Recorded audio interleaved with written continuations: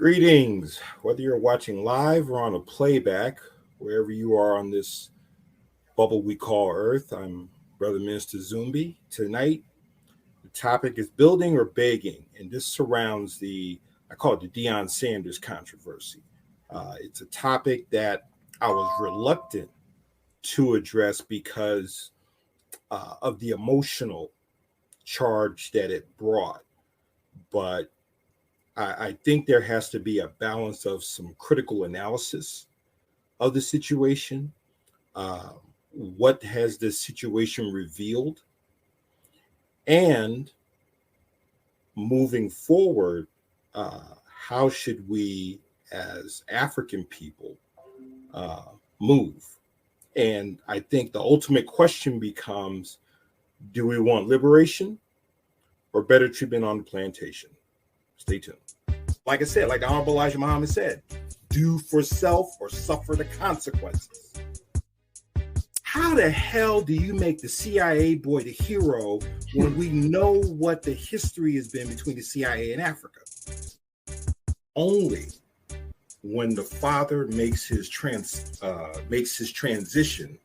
to the ancestral realm of the Agun does the son truly become a man. Yo, peace to the code keepers. We got Minister Zumbi back in effect. This time we're dealing with begging or building, the Deion Sanders controversy. Good brother, lay out your manifesto and let's chop it up, man. Let's chop it up. Yeah. Like I had said in the intro, it was a topic I really was reluctant to address because of the dialogue that I was hearing, not only in media, but also in the streets. It was one of those conversations I felt that you can't have with just anybody and everybody, because not everybody understands the different nuances. Everybody's looking at it from a very surface level. But I think what kind of convinced me to address it is sports journalist named Bomani Jones for ESPN and for HBO. If you ever listen, now the interesting thing about Bomani Jones, I think he's originally from Atlanta and he's third generation HBCU. I think he graduated from Morehouse. And the first time I was exposed to Mr. Jones it's an ESPN show. What's it called? It's set up like a game show. I can't think of the name. All right. I don't know. Yeah. So, Around the Horn. That's the name of the show, Around the Horn. Okay. And from there, I really liked his delivery. Has a very clear, precise radio voice. His analysis is very, very sharp.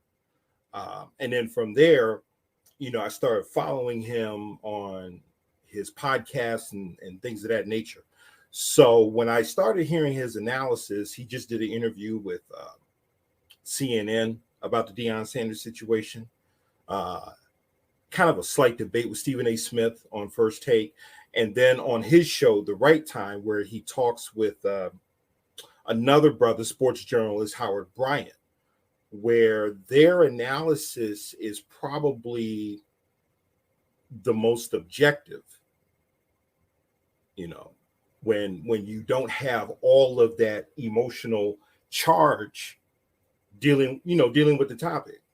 And that's why I was initially reluctant to deal with it, but I think it may have to be addressed from a different angle. Well, I'm glad you're addressing it because the good brother King Khan consciousness controversy.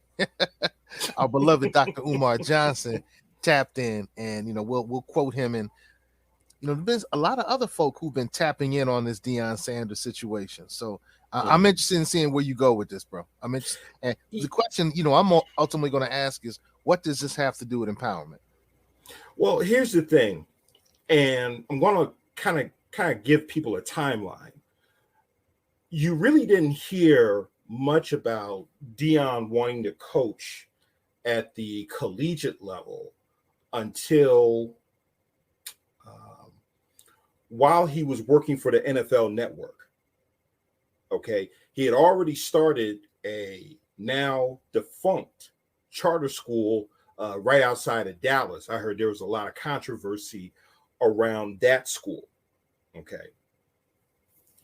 So, you would hear Deion said he wanted to get into coaching, this, that, and the third. And then the topic always came up about his alma mater, Florida State University, where he was a consensus All-American.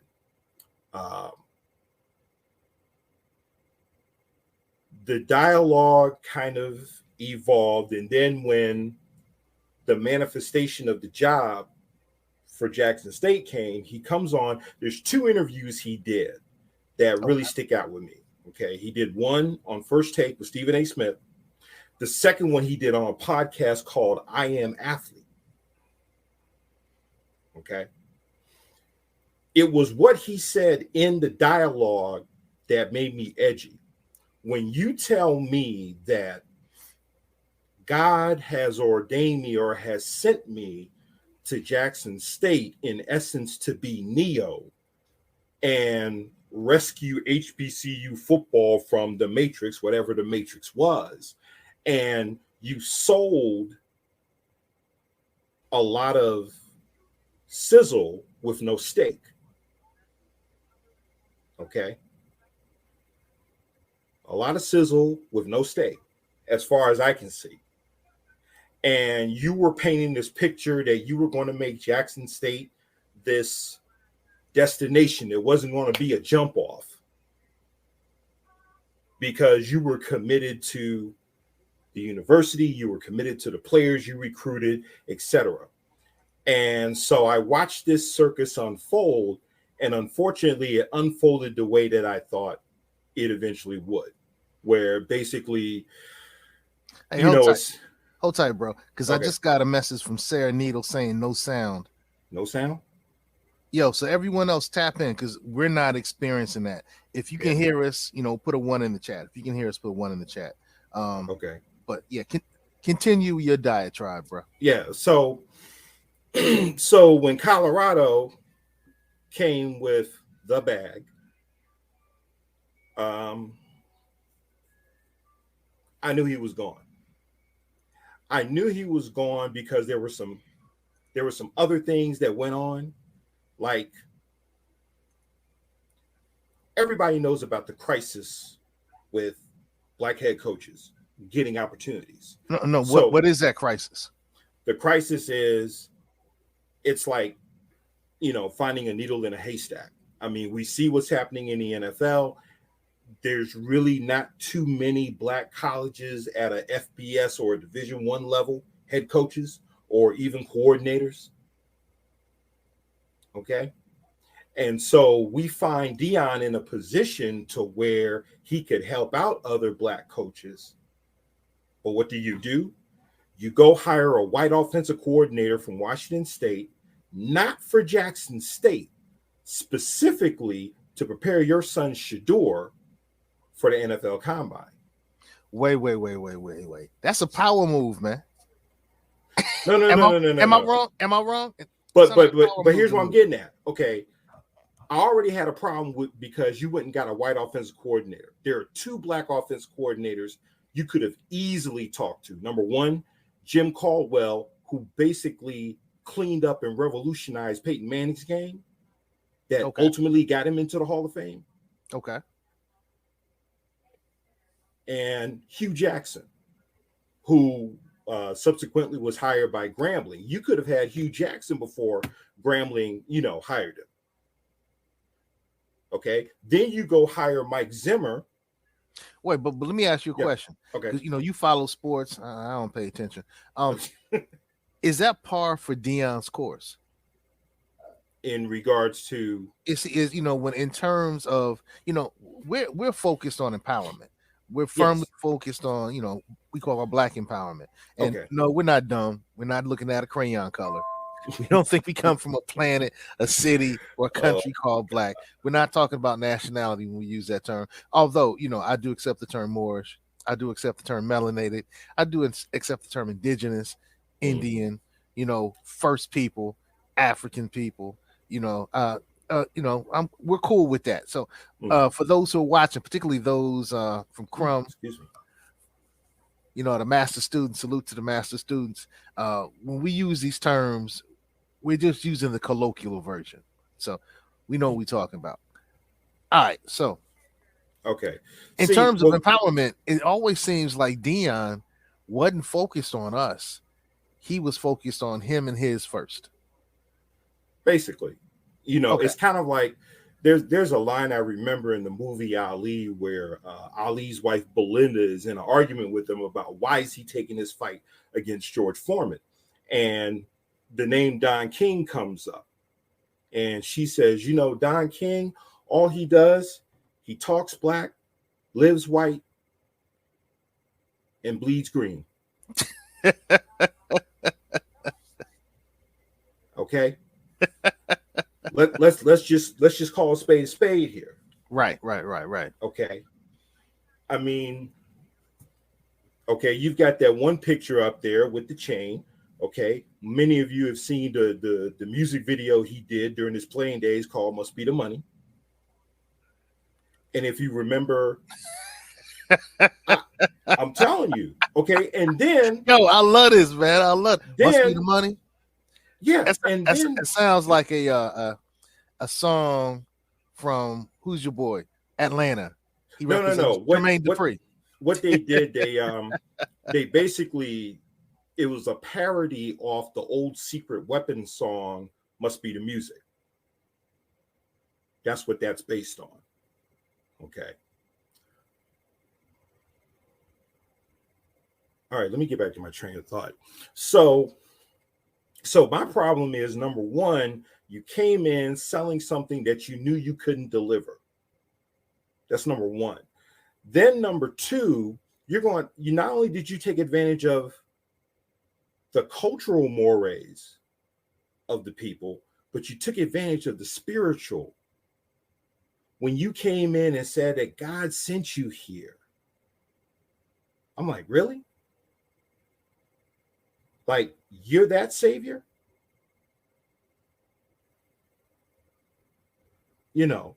So, and then, like I said, now somebody could, correct me if I'm wrong. What was his blueprint for building Jackson State from where it was to where he wanted to take it? What was the vision and the mission that he had for Jackson State? Okay. And I think those of us who have gone through that gladiator experience, who are either fathers or father figures or just men who knew what questions to ask him, Hey, yo, maybe God sent him for 3 years. That loves moves. No. I mean, look, when we look at Yeshua or Jesus, how long was his missionary work? But Jesus never sold you a lie either. I mean, let's just keep let's just call a spade here, okay?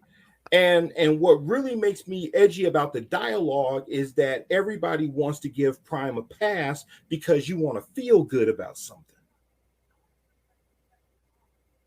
That's why I really didn't want to deal with this, because everybody is already emotionally polarized on this topic. Nobody really wants to deal critically with what does this situation reveal, not only about Prime, but about HBCUs and about our collective mentality as a people. All right. Well, this would be a good time to bring in Me's comment. How about we talk about the good he's done? I'll let other people do that, because I'm just saying, because everybody wants to talk about the good. My attitude is I think the bad outweighs the good. Well, hey, on code 24/7 says that Prime sold out. So do you think, and Umar, I'm going to pull up Umar's comment, because Umar was really interesting the way he said it. Okay. But do you think he sold out? Chairman Fred Hampton Jr. said that sellout is the most overused word in the Black community. And the reason I agree with him when he said that is because people will show you who they are. It's a matter of, are we paying attention? Okay. Deion has always been driven by money. That's never been an issue. Okay. The problem is, why did you have to sell something that you knew you couldn't deliver? And what does that say? What lessons are we teaching the young people when we make them swallow our hypocrisy and then we tell them, get used to it, it's the way of the world? Okay. That's always been my issue. And see, there has to be a level of accountability laid at Deion Sanders' feet here. There has to be. Okay. All right. Why does there have to be? Because, okay, as a coach, you're coming into people's homes. Your job is trying to persuade somebody's parents, right, to send their son to you over a 4 to 5 year period. I guess I'm kind of talking ethics now. Okay. If you knew from jump that you couldn't deliver what you said you were going to deliver, then why say it? Why didn't you scale it back to where you tell the people, look, here's the reality. Here's what we're going to do year one. Here's where we want to be year two. Where's the blueprint? Okay. When Nick Saban came to Alabama, he came with what they called the process. All right. You know what? You have an investment in this that I didn't see coming. No. But see, it's not really. I don't want you to think, oh, I just watch sports all the time. But I kind of look at it from a different angle. Okay, where now I'm looking at, I like to call it the B side of the game. Well, see, what I'm saying is, like Love Moves says, well, she says you're assigning him Messiah status. That's a lot of responsibility. The guy never said he was perfect. He's just a man. I never heard. Here's the problem. Go ahead, respond. He said it, not me. This is what he said. Okay. So he called himself Messiah? In so many words, yeah. All right, give the quote again, man, because I'm trying to get the messianic complex in there. Okay. And like I said, you'd have to go back to those 2 interviews that he did where he gave off this persona that he came to, quote unquote, save, represent HBCUs. He gave that narrative. He painted that picture. So this isn't me putting that status on him. He said it. All right. Well, then that would, if that's true, and I believe you, bro, because you always bring the receipts. Hold on. Let me see what Love Move says again. If a lady starts teaching elementary school in the hood and then takes a job offer as a principal in the suburbs, is she a sellout? Oh, man. See, this is why I really hate it. Everybody wants to deal with... I want to give salute to Love Moves, but go ahead. Okay. And that's why I said, what is this really about? Okay. Is this about the bag? Is this about, and in the promo, I said, one of the things that we need to ask ourselves is, I forgot what question I posed in there. Oh, I think this is the question that we need to pose to ourselves. All right. Did we make the mistake of trying to view Deion in the way that we viewed HBCU legends like Willie Jeffries and Eddie Robinson? All right. So do you think he's leaving Jackson State using the Kwanzaa principle, more better and beneficial than we inherited it.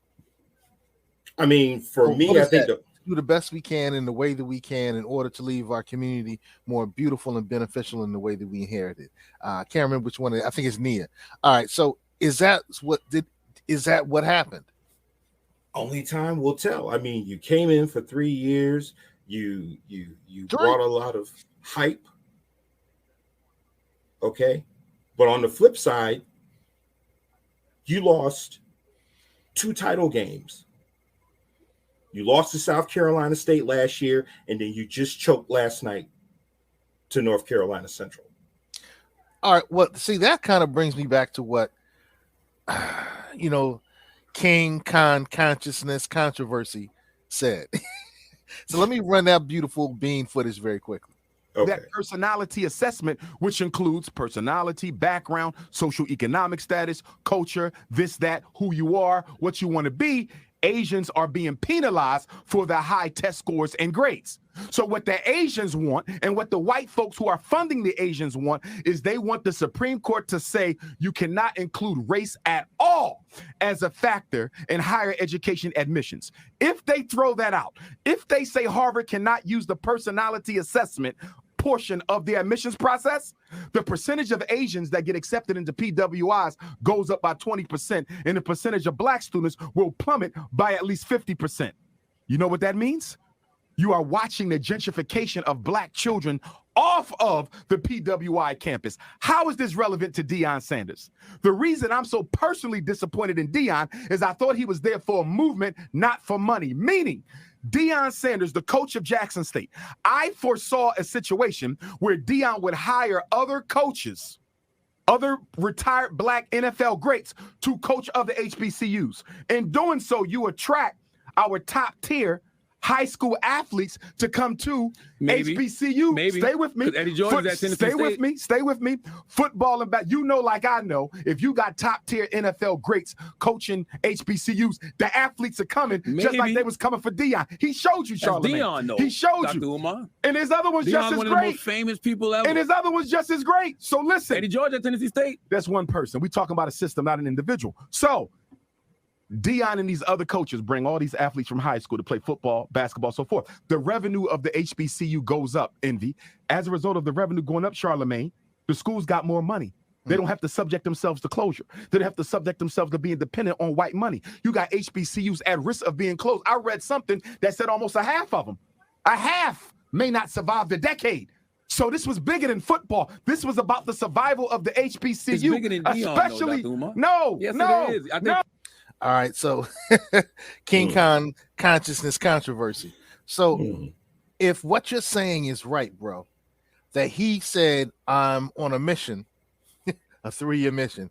Who was that on the 3-year mission? It was a 3-year tour, 3-month tour. That was Gilligan's Island.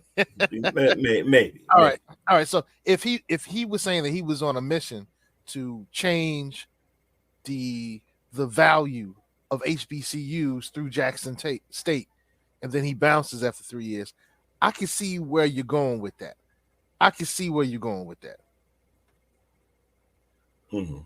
But did he do any good, man? Did he leave Jackson State and HBCUs by a stretch more beautiful and beneficial than he inherited them? And that's why I said it's multi-layered, because now we have to go back into history. When the HBCUs, during the let's say Jim Crow segregation, there was a lot of talent that was kept at these HBCUs, in part because of segregation. Okay. Once you start seeing schools like Ohio State, Michigan State, Oklahoma, Nebraska started opening their doors. Okay. And guys who were in the South who did have that opportunity, like Bubba Smith was from Texas. He went up to Michigan State. Okay. Because he couldn't go to Texas or Texas A&M.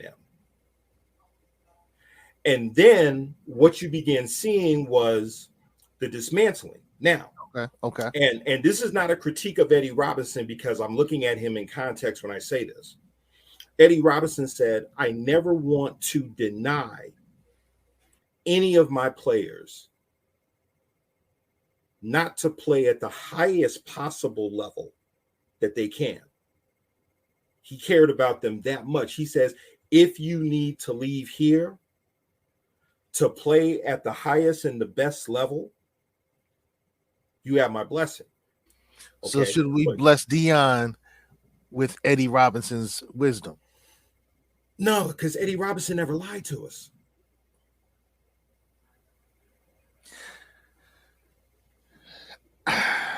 Okay. So is he, like on code 24/7 said, is he a sellout? I don't see it. Maybe it's me. Well, like I said, it depends on, how you look at it, looking at his track record, who he is, who has he been consistently, okay, and then to go to an empowerment phase, okay.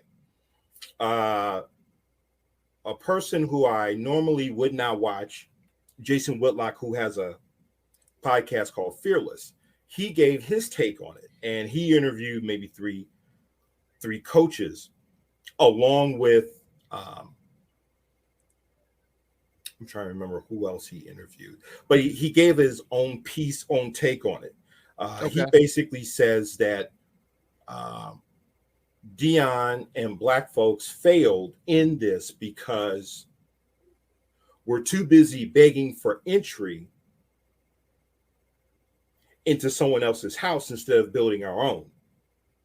Now, I would never have expected Jason Whitlock, of all people, to say that. Jason Whitlock said that. Yeah, but see, he says that we shouldn't have been surprised with Deion, because by nature, Deion has always been a mercenary, where he will always sell his services to the highest bidder. Okay, so he kind of gives Deion a pass, but then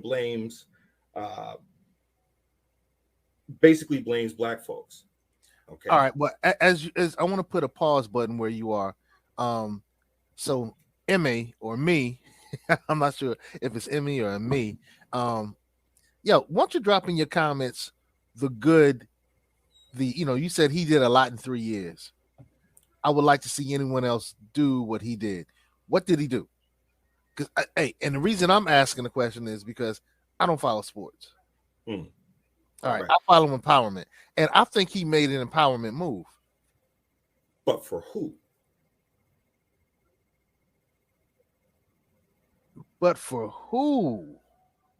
Okay. And see, I guess the thing for me is what do people really want out of their coaching experience? I think that has to be the question. Okay, what do we really want out of the coaching experience? If your objective is to be at a Power 5 school, okay, then just be upfront with that. But don't come with this thing about, oh, I'm going to do this, that, and the third, and your behavior betrays your tongue. All right. So look at the players and the stadiums in HBCUs. All right. Well, I could say that the stadium in my beloved Hampton University is a really nice stadium. Norfolk State has a nice stadium too. I'm a Norfolk State dad, so HU grad, Norfolk State dad. Salute that. Here's the thing. He gave up part of his salary to help build the stadium, right? Yeah, he gave up part of his salary to help build the stadium. In addition, he was coaching high school teams or something like that. Well, that's why I was going back to So it seems to me like when he talked about I'm going to save HBCUs, he may not have had a time period in his head, but for that 3 years, it sounds to me like, I mean, the turnout in the stadiums changed. The players, he recruited higher performing players.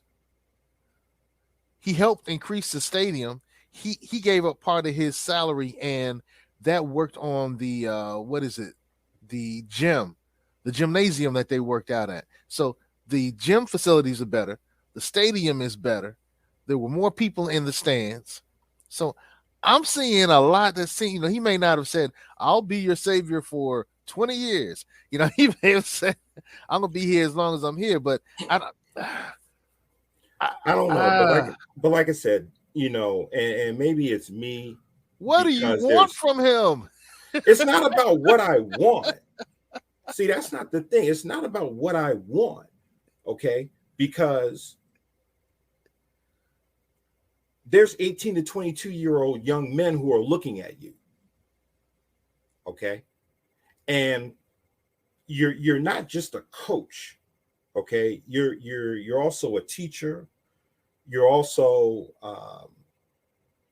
for many an example of what they think manhood is. Now, some may think that that's a lot to put on a coach, but I'm just looking at the reality and what my experience has been having played high school and college ball. And, all right, so are we expecting too much from the brother? I expect him to be honest and consistent.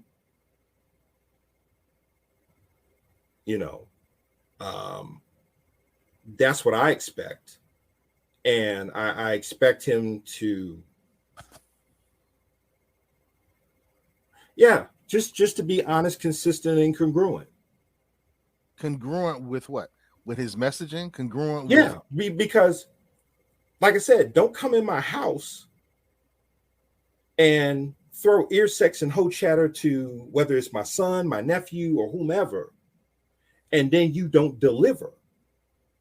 That's always been my issue. Okay.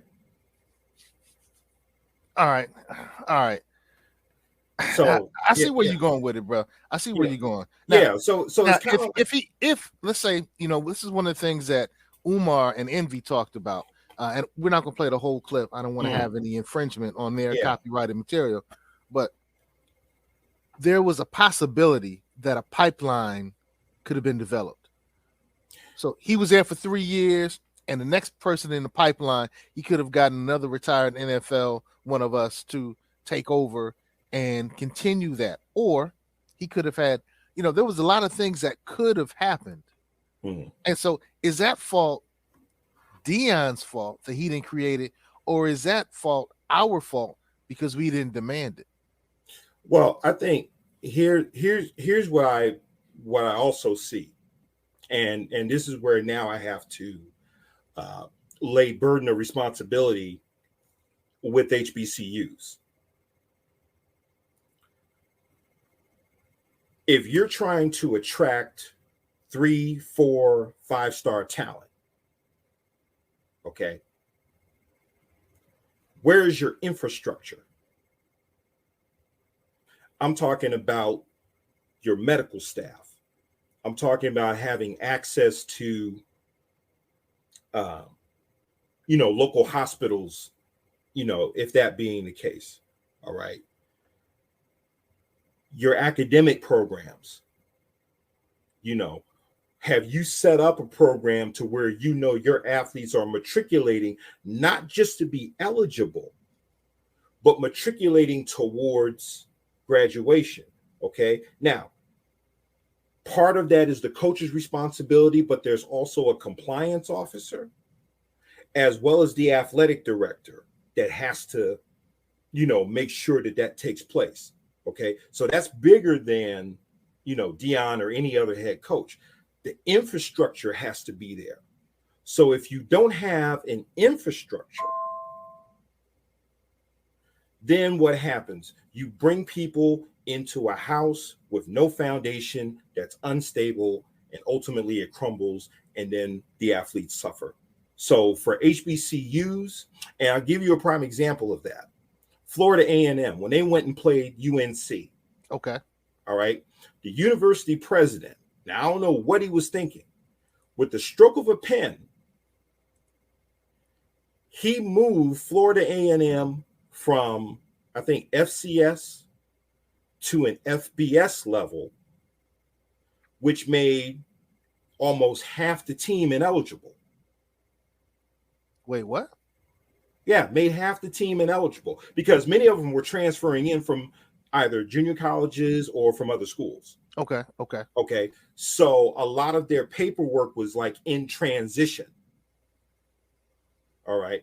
So are you saying that he raised the bar and it hurt people? Or are you saying that Well, the university president, and it ultimately helped people? I'm saying the FAM university president, when he moved the team to the FBS level, it hurt the team because half the team was ineligible because their paperwork wasn't in yet. Mm-hmm. Okay.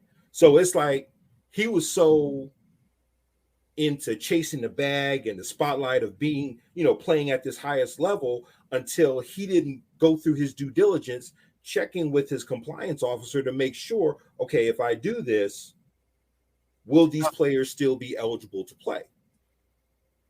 Are you insinuating that Deion did the same? No, I'm just giving you that example when I talk about how HBCUs need to clean up their infrastructure if they're talking about bringing these 3 and 4 and 5-star blue chip athletes into their universities. Okay. And that kind of goes along with what me says. Me says we can't rely on the NFL players. We need common folk to come out and do the work. So so if you're saying that the HBCUs are having some challenges, right, then it takes people like us to come in and do the work. It's a symbiotic relationship. Okay, it's not one, or the other. It's a combination of two. Okay. It's a combination of two. And go ahead. Well, I was going to say, Roosevelt Green says, I promise you HBCUs will be kicking Power 5 teams' tail in a few years. Do you think that could happen? Do you think that one of the benefits of Deion being there and making Jackson State University what it became, is that going to advance all HBCUs where they can actually start beating up some tail when it comes to the Power 5 teams? Not all HBCUs are the same. Okay, let's yeah, that's right, because Hampton is the better HU. So hey man, they got my money. Hey, okay. So let's say when I say not all HBCUs are the same. Okay, we've got those that are private, like Howard and Morehouse, etc. You have those who are, state universities like FAM, South Carolina State, Norfolk State. Okay, so not all HBCUs are the same. And, and I could be wrong, but I don't think all HBCUs have the type of either funding or facilities to where they can, level invest in their sports programs. Now, I will say this. I think if I were coaching at a HBCU, with the way things are going now, part of my pipeline would tap into, how can I say? If I would tap into the junior college pipeline, okay, because it seems like junior colleges have kind of been forgotten because everybody wants to focus on the ones coming out of high school. Okay. Because I remember when I played, everybody had access to JUCO players. Because you were bringing in players who were hungry, You Okay. were bringing in JUCO players who really wanted to, put in the work. And now what's happened is with all these deals going on with athletes getting paid, everybody's forgotten the JUCO. And I'm just wondering if HBCUs have forgotten that, junior colleges can provide you with a bridge. And that's why I look at junior colleges as is a bridge for your program as you build it. You're not going to use JUCO players as the primary, as the primary core of your team as far as players go. So does that go with your begging or building statement? Are you saying that HBCUs are begging instead of building? Well, I'll say this. I think this is what Umar was getting at. He saw an opportunity, okay? He saw an opportunity for, I forgot how he said it. It's an opportunity to where if we want our own, okay? And I think a lot of people saw with Deion coming to Jackson State, Hugh Jackson to Grambling, Eddie George to Tennessee State, Mike Minter, who used to play for the Carolina Panthers, he's at one HBCU. Everybody thought that this would be a movement, not just a moment. Okay. I think that's what everybody was thinking when they saw Prime take the Jackson State position. Okay. Okay. And like I said, when you're talking about building something, that takes time. And that's why I said there has to be a symbiotic relationship between the coaching staff, the athletic director, and the university president. If you're talking about building something that will stand the test of time, okay? If we look at Deion's, who Deion played for at Florida State, Bobby Bowden. It took Bobby Bowden nearly 20 years to win his first national title. But the process that he went through to build Florida State into what it became, okay? Because if we have these type of aspirations of HBCUs being national powerhouses, that takes time, not just resources, but time to make sure that your foundation, All right. Well, let's go with Love Moves question. How is enough time this I think it was how much time would have been enough? How much time would have been enough for Deion to make the move for Jackson State? It really depends. There's a number of factors. Well, let's go with Jackson State. Yeah, that's what I'm saying. How many more years do we need to give them? I think Jackson needed, and this is just me, I always look at 5-year windows. Okay. From when you got hired to the end of your 5th year, we have an indicator to see where this program is going. Okay.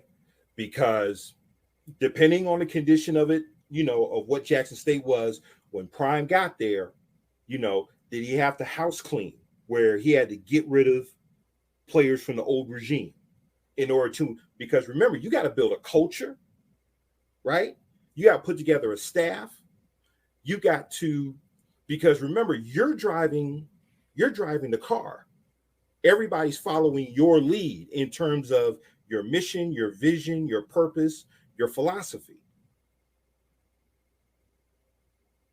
When you're talking about building, see, and the other thing that I hate in sports is that everybody has a microwave mentality. Okay.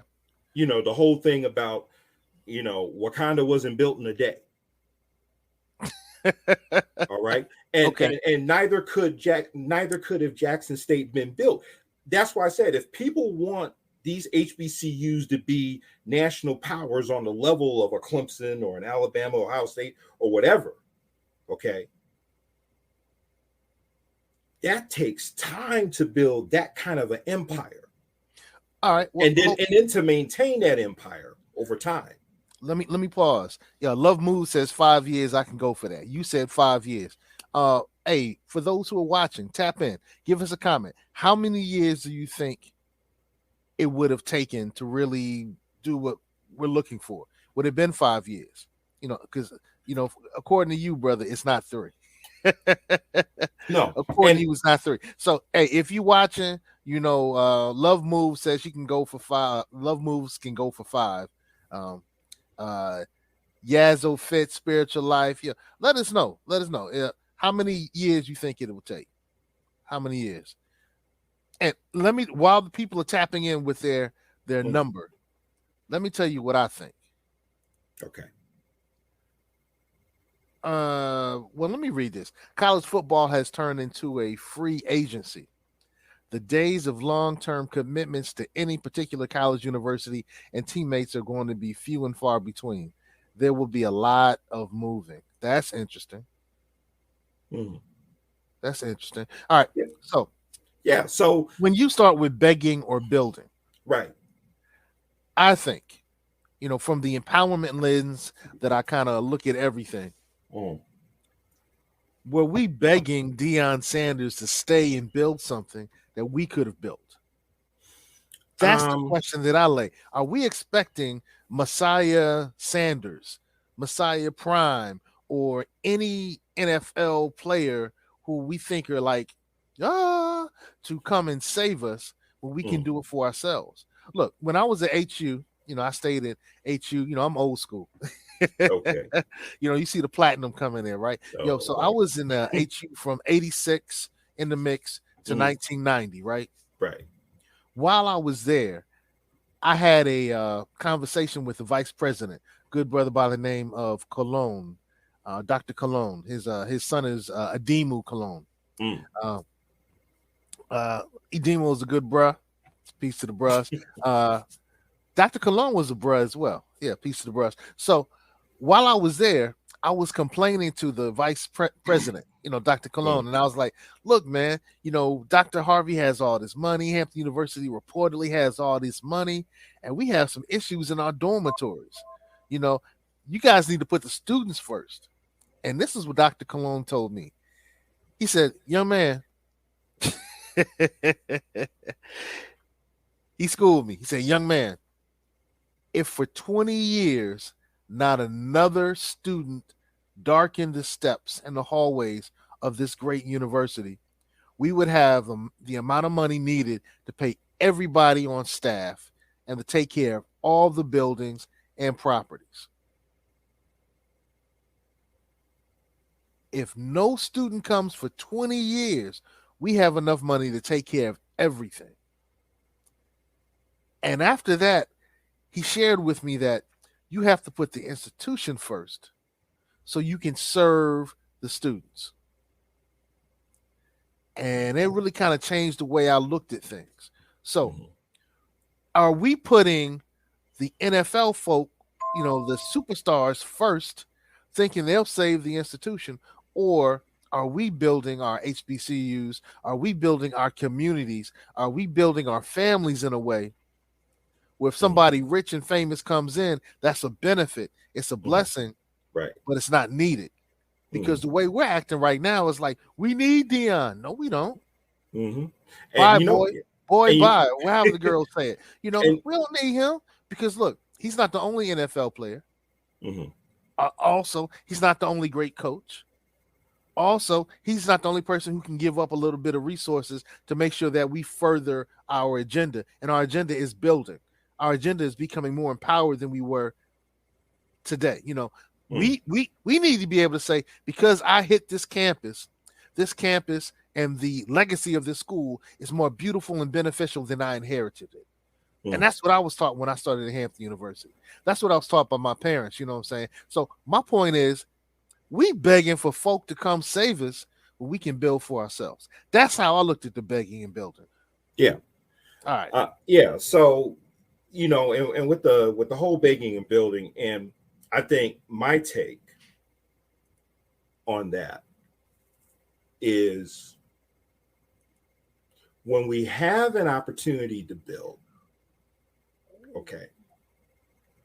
Yo, that comment is fire. We are all called by the Almighty if you listen close enough. All right, continue, bro. I'm sorry. Okay. That one hit me. That one hit me. But a lot of people are like, I got 5 on it. 5. So everyone's agreeing with you. Go ahead. Okay. So what was I talking about? Begging or building? Begging and building. Okay. So if there's an opportunity presented to you to build, okay, and it always goes back to there has to be a generation. Dr. Clark says that there has to be a sacrificial generation to lay the foundation. There's really no other way around it. It's like everybody wants something, but nobody wants to be the generation that has to set the foundation for future generations to build. So the question now becomes, who's willing to be that generation to lay that foundation down? If you want to have the type of success that these Power 5 conferences have. Well, hey, and like I said, that's a long-term commitment. Okay. Well, you know, like me says, we have the money. It's the behavior of man that is flawed. If we had our priorities right, then we would have the group economics like I want to leave that out because I don't want to YouTube to stop the video. You know, so it's and then also I have to look at HBCUs. Have HBCUs betrayed their missions from their inception? Well, hey, you know what? That's a great question. That's a show for another show. Right. But just to say, because we're not just looking at, because remember, first and foremost, we're talking about academic institutions of higher learning. Okay. And we want to make sure that whatever the mission, vision, and purpose of these HBCUs are, that we don't betray them for the bag. Okay. So you saying that we got to put us first. Right. And I think what was disappointing with the whole experience with Prime, and somebody correct me if I'm wrong, has he ever mentioned Willie Jeffries or Eddie Robinson in any of his interviews or press conferences? You know, you asking the wrong one. I follow. No, I'm just, putting I follow that out there. DJs. I follow music. I follow women. I'm just putting that out there for I've never heard him mention any of the HBCU legends. I'm not sure if that's part of his lexicon. He's not an HBCUer. But if you're going to be that, wouldn't it behoove you to at least get to understand the history? Well, hey, from what I'm seeing, man, he was there for 3 years and he did some stuff. But so let's bring this home, man. Let's bring this home. It's almost around the hour. We try to keep it around the hour. Begging or building. You have some strategies. You have 3 strategies, and normally your strategies are tied to finance. Yes. But when we talk about finance, we talk about these strategies. Finances are resources. So I want to see how you flip these strategies to deal with the resources. So okay. So being a $20 revolutionary, how can we apply that to this situation with Coach Prime? Okay. So being a $20 revolutionary, I say this: make a $20 purchase each week from a Black-owned business, whether it's e-commerce or brick and mortar. Now, I know you and we remember back in the 90s when everybody was buying these HBCU sweaters and hoodies. Okay. Who's the company that was doing that? Because let's say if that company is still around and we start buying it, now all the licensing money gets to go back to these HBCUs, at least into their athletic programs. Ooh. Okay. Okay. So if you celebrate Christmas gift giving, consider buying some HBCU paraphernalia from a licensed dealer, so the HBCUs get them. Okay. All right. So Okay. that's one way One. because yeah. So and then the next one that you're putting out here, okay, be a cop. Now this applies specific, well, really like with intellectual property. Cop means being a creator, an owner, and a protector of whatever it is you create in terms of intellectual property. Okay, because we've had too many horror stories about us creating things and then we don't have the protection or we don't own the licensing to certain things. Okay, so that's being a cop. And I think the next one you talk about cultural tithing. Now this fits here. So we did be a cop. Yeah, be a cop. The thing about being a cultural tither is this. In my book, I talk about, okay, there's a book. Okay. In the book, I talk about cultural tithing, where I say a dime out of every dollar should go to what I call a race first organization. We've got 107 HBCUs, according to the U.S. Department of Education. For all you alums, when they mail the thing out asking for donations, how much do you give back to your alma mater? Wow, I have to admit, bro, I give the Great Hampton University lip service more than I give them. And then here's the other thing: it doesn't necessarily have to be financial. I mean, think about it. Somebody had talked to me on Facebook. They said they had a number of acres of land. They didn't know what to do with it. So I said, what's the closest HBCU to you? And I said, if you give that land to a HBCU, okay, especially if they have an agricultural department, so now you can bequeath that to them. Or you can partner with them. Right. Well, no, I'm saying bequeath it like once that person passes on. So that way, the land will stay in Black hands. Well, I'm saying if we partner with them, then we can. I'm not saying it's a bad strategy. Right. I'm thinking partner. Like one of the things that the Great Hampton University has is I'm probably going to pronounce it incorrectly. It's a bunch of horses. It's an equestrian. They have an equestrian. I'm going to look it up. Yeah, it's an equestrian, I think, farm. And I was like, what's an equestrian farm? So I went to the equestrian farm. There was a bunch of horses. So, we're able to learn how to horseback ride. We're able to do a lot of other farming and horse things. That they were doing races. And there's a whole lot of things that they can do. And they partnered with a family that owned that land. Okay. So when Hampton wins, that family wins. Okay. All right. Now I may have that story might be a little convoluted because I graduated from Hampton in 1990, so it's been a minute. Okay. It's been a minute. But I'm saying that we can partner or bequeath or give, whatever. But I think your strategy is strong. I think your strategy is strong, bro. Because when if you're telling me that you give a tithe to whatever your spiritual path is, that's cool. But when it asks, will you rob God? I also ask, will you rob your brothers and sisters? Ooh, now that's an interesting thought. Okay. Will a man rob God? Because they do say that in a lot of the Southern churches just before it's time to pass the plate. Well, if you and I are the spirit having a physical experience, right? If we're God in the flesh, little g, depending on how you look at it, if we're the gods in the earths, peace God, if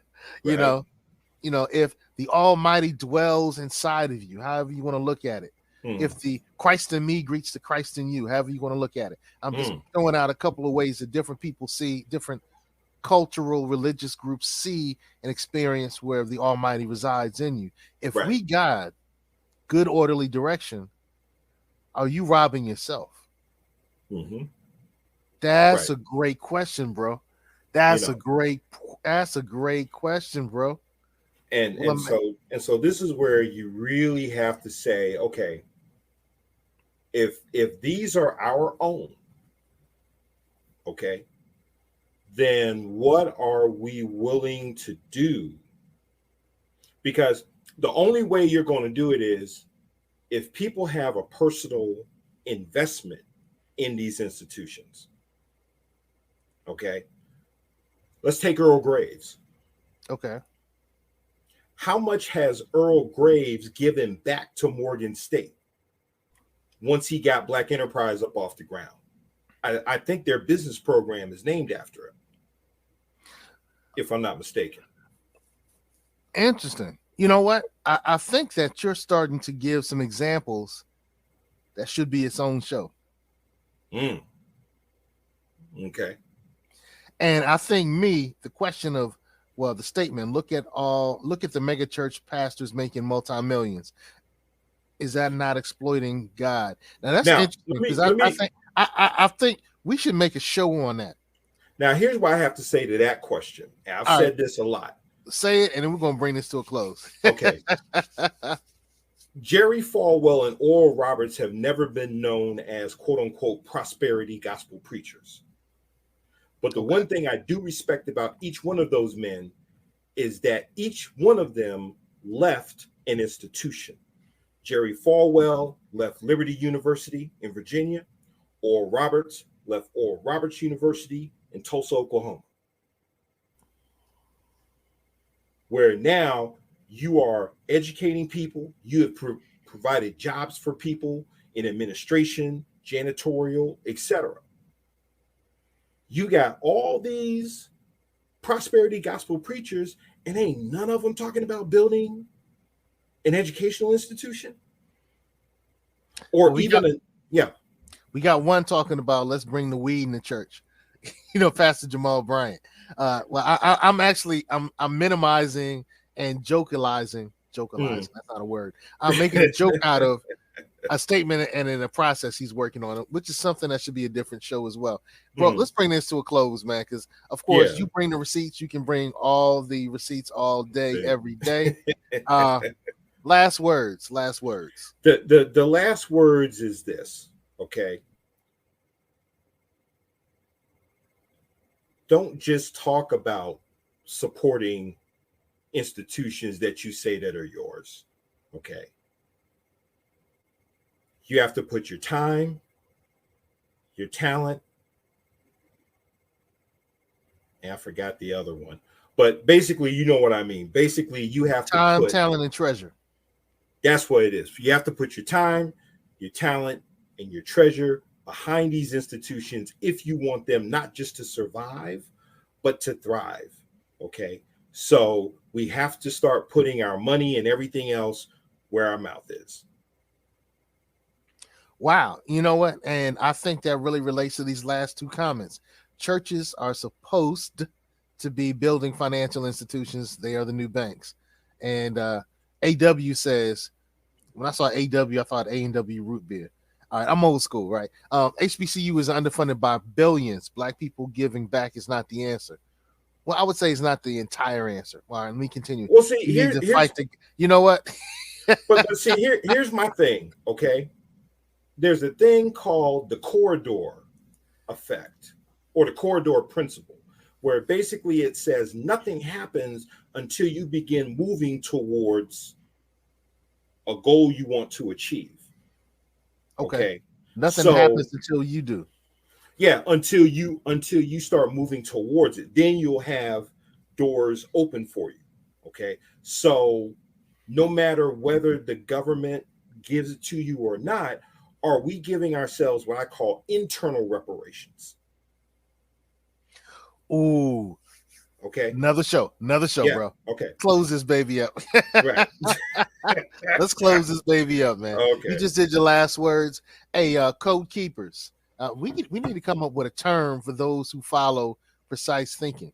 For those who follow Get on Code, they're the code keepers. So code keepers, we love you. Hey, for those who follow Crumb TV, the master students, we love you.